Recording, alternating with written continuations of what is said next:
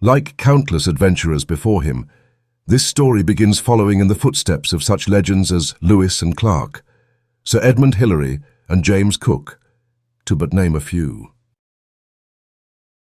Our journey begins on a bright morning. The scent of autumn is carried on the slight breeze. Forest creatures joyfully play and are happy for the start of a new day, welcoming our explorer into their wonderful little woodland home, if albeit just for a short while.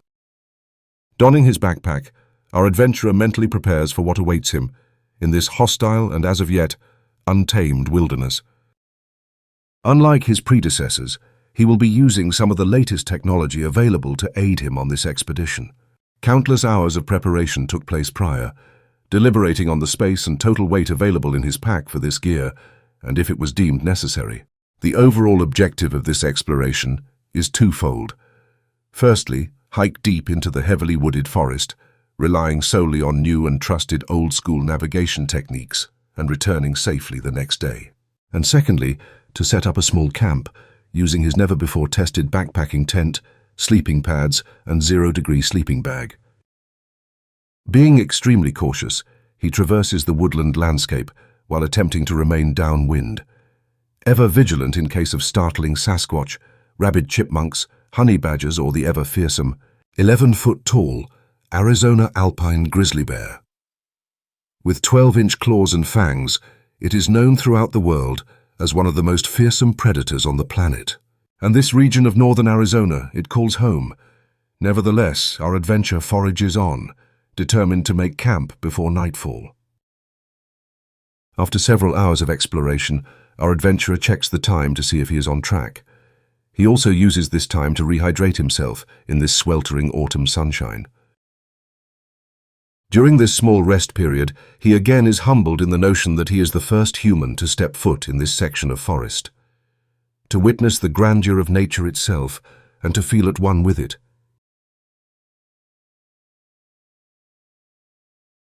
After taking into effect the longitudinal axis as it intercepts the sun inclination in the northern hemisphere, he determines that he is still on course and proceeds once again into the great wooded unknown. After several more hours of vigorous backpacking, did you see him step over that log there?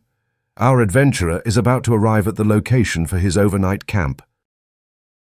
There is only about an hour of sunlight left before the forest becomes blanketed impenetrable darkness. To compound things further, this is the prime feeding time of the Arizona alpine grizzly. The only protection between him and the grizzly will be the thin film of the titanium microfiber skin alloy found in the rainfly of his backpacking tent. Mere fractions of an inch between him and a certain demise. With the sun setting, a chill can be felt in the late evening air. Over the course of the evening, temperatures are to dip below freezing. The forecast predicting temperatures to drop to around the -1 degrees Celsius, or if you rather, 31 degrees Fahrenheit. With unguided precision, a true master at his craft. Our adventurer unfurls tonight's shelter, preparing its location on level ground, which was meticulously sought out prior to setting up camp. With the declination and inclination being off by a mere 3 degrees, this was the ideal location for tonight. Thrusting the diamond-tipped, Kevlar tent pegs at a 45-degree angle from the tent into the rich forest soil ensures the enclosure's structural integrity, allowing it to withstand gale-force winds or bear attacks. A trekking pole is the final addition to the structure. With a few tweaks of the guy lines, this will be now ready for setting up the sleeping area. Several thermal layers of protection are carefully laid out inside the tent. These thin, small pads are the only thing between him and cold, hard ground. The final bit of kit, this 0-degree sleeping bag, is all that will be between him and the cold night air. This mummy-style bag holds great sentimental value to our adventurer. Several years ago, while backpacking through the Himalayas, he came across a lost Sherpa. Quickly taking him into his camp, our adventurer warmed up the lost individual with several Lipton chicken noodle cuppa soups. In gratitude, the Sherpa's family gifted our adventurer this sleeping bag, which was handed down in their family for generations. They are still in contact to this day, sending each other Christmas cards. and playing the occasional game of Battlefield on PlayStation. And with that, camp has been completed. With plenty of time to spare before the sun dips below the horizon and the forest welcomes the chilly night's embrace, his camp is complete and he will be ready to face the night alone.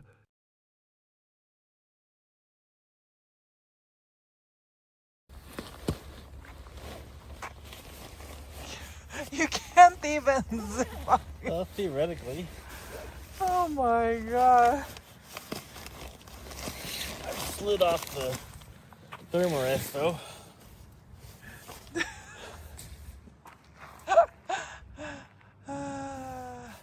And that's like the 6 feet,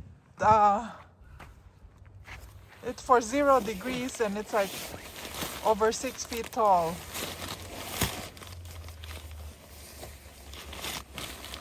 Come on in. I mean, it's fine if I don't have to put my arms in. What do you think, Boof? Boof. Do you think Dad should sleep in the cootie tonight or in this booth? For 29 degrees tonight. Dad is gonna sleep in this in 29 degrees. It doesn't even fit in his sleeping bag. Well, I don't need my arms in here. Yeah, so you're gonna freeze. Oh my god. Let's see. I like how you have the spirit of adventure and wanting to do this. See? But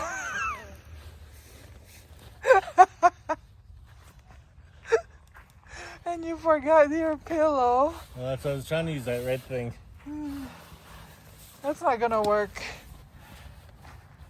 Your mattress, your, what do you call that? Air pad is not even on the thermarest. I know, it slides.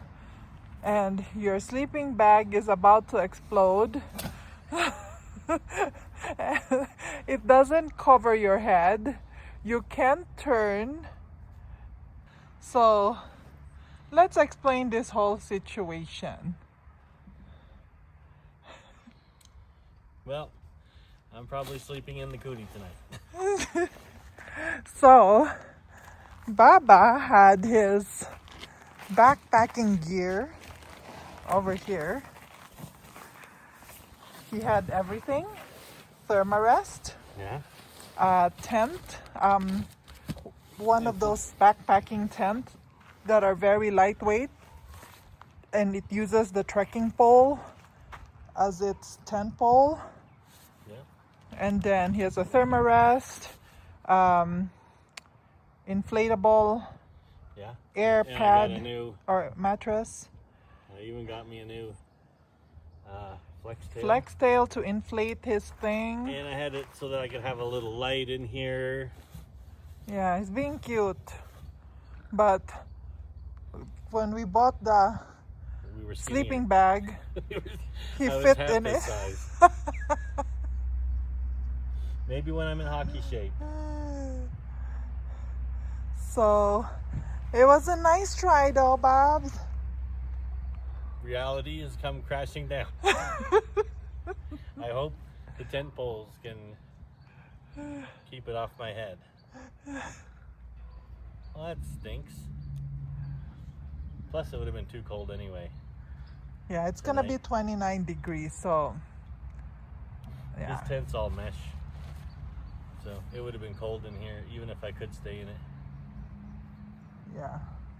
This video was created and produced for our audience with the generous assistance of the Pinay and the White Guy Broadcasting Company, and from the generous donations from viewers like you.